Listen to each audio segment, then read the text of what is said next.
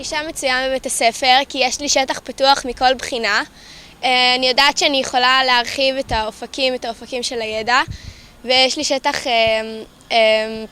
אני יכולה לדבר ואני יודעת שיקשיבו לי. אני מרגיש בטוח בבית הספר, אני מרגיש נוח. אני חושב שהתפקוד של בית הספר הוא טוב. אני מרגישה טוב. איפה? בבית ספר.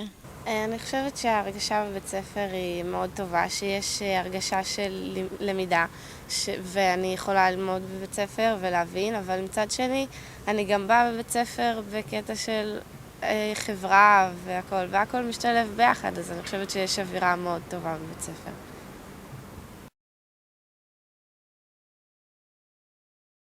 בית ספר ללא גבולות?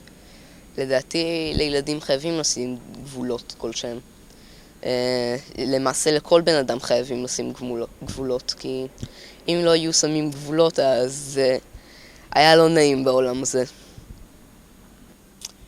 אני יודעת שיש דברים שאסור לי לחצות את הגבולות, וככה אני יותר לומדת, יותר מבינה. גבולות.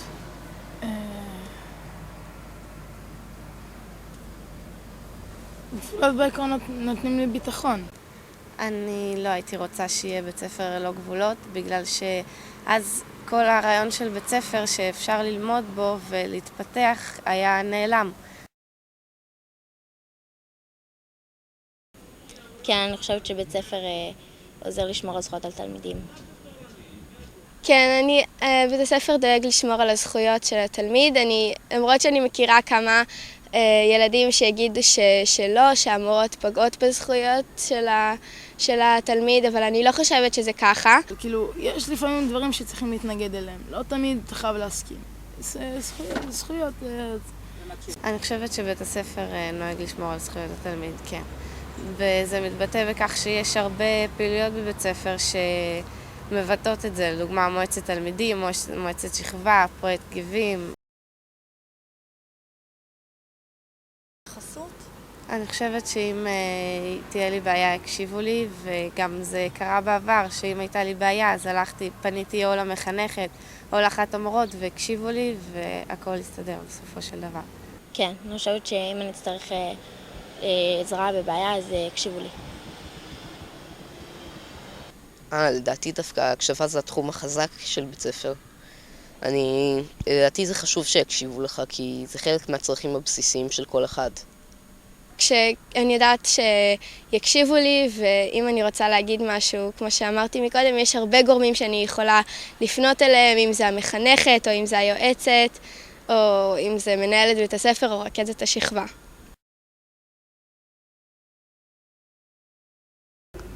כן, אני נמצא עכשיו בפרויקט שנקרא פרויקט גיבים. יש כל מיני פעילויות שמועצת תלמידים מארגנת.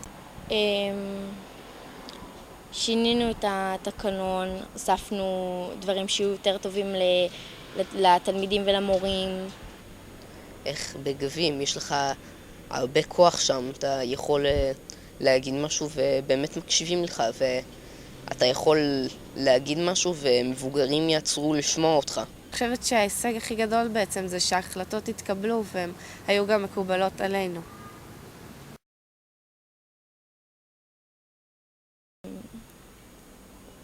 שאם יש לי בעיה, אני יכולה לבוא ולדבר עם המורים על זה, על הבעיה.